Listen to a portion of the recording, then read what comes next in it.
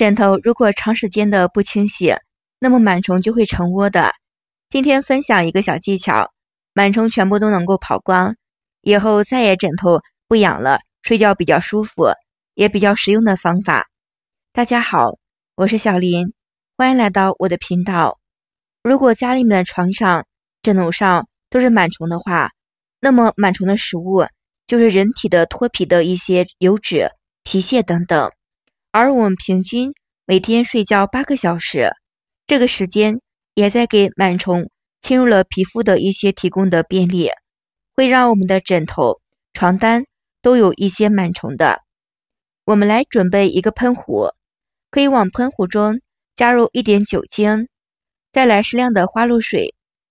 花露水含有酒精嘛，那么搭配了一些酒精成分，可以帮助我们制作出一种自制的除螨剂的。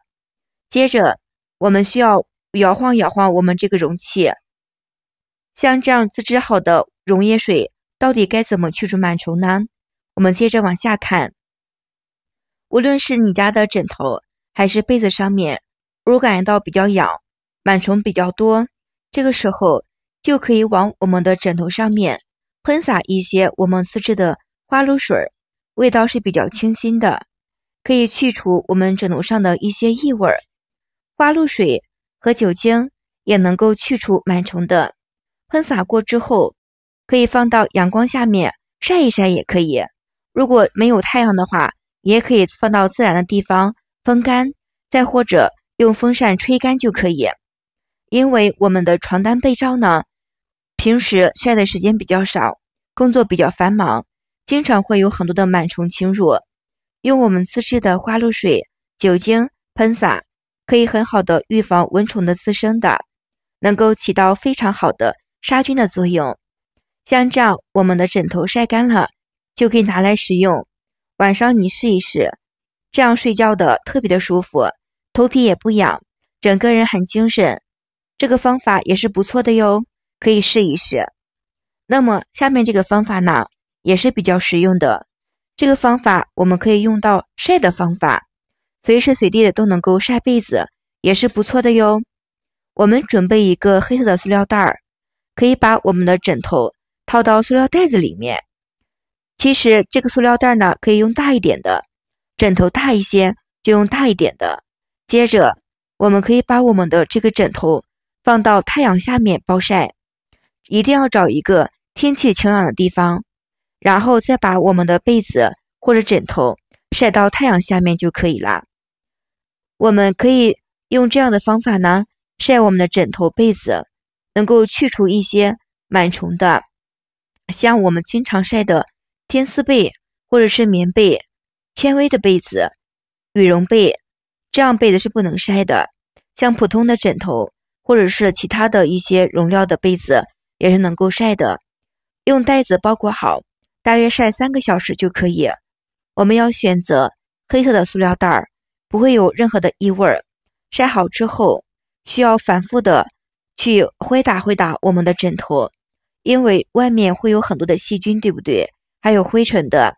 像我这个样子，晒过之后再来抖动，这样晒过的被子或者枕头，我们可以直接使用的。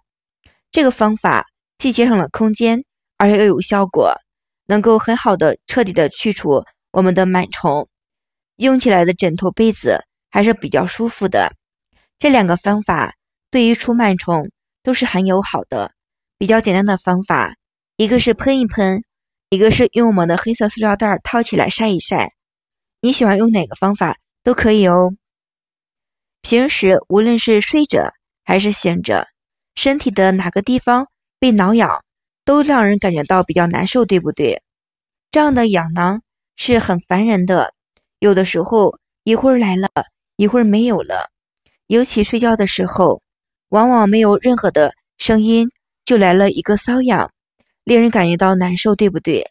生活中导致你发生这样事情的情况有很多的，有可能是因为螨虫，也有可能是因为自己的床上用品每天要换，对不对？那么到底是哪来的螨虫呢？其实你也许不知道，尽管你每天都在收拾床品，只要是靠收拾，就能够避免滋生细菌的，对不对？但是就算床上没有螨虫，只要你不做一些阻拦的措施，也会滋生很多的细菌。听闻螨虫，很多人第一反应就是去暴晒我们的被子，这样认为能够杀灭螨虫。解决这个办法，其实果真如此吗？不管是我们的床单还是枕头、被褥，都有一个共同的特点，就是里面的成分会比较湿润。螨虫非常的喜欢潮湿的环境，它们会在床上用品滋生比较多的地方，它们会散落到床上用品。床上用品到底有哪个地方会自燃一些螨虫呢？螨虫是比较喜欢吸附在我们床品上的，它们会在床品的床单、被褥、枕头这个地方，就算是床上用品的底下、床垫子上面、床架子里，只要是床上用品能包裹的地方都是有可能的，甚至是我们的床头上面、木板上面都有可能。因为螨虫透过了缝隙、狭小的空间，加上了它们床上用品地方的繁殖，枕头这个小地方可以产生螨虫的。我们身上是有汗，也有油垢、皮屑这些东西，螨虫不能够挑食，只要食物，它们就会张嘴巴，对不对？细菌能够吸引它们的。我们从身上也会有很多的螨虫侵入皮肤，只要我们平时需要保持清洁，没事经常的去洗澡、搓身体，给我们身体洗澡，我们定时的清洗头，这样保持身体的螨虫数量就比较少。睡觉的时候，很多人会出汗，对不对？而且汗会有液体，会有一些味道，那么隐藏在我们的被子当中，时间长了，导致被子的内部比较潮湿，容易滋生很多的细菌，而且也会产生异味的。想要去除被子上面的异味，在晴朗的天气拿到户外我们要晒一晒的。紫外线具有非常好的杀菌消毒的功能，而且晒过的被子也比较松，盖在身上也很舒服的，可以减少我们的异味产生。螨虫在我们的家庭中容易滋生的地方，还有就是毛毯、布艺沙发、床单、枕头、床底、玩具等等。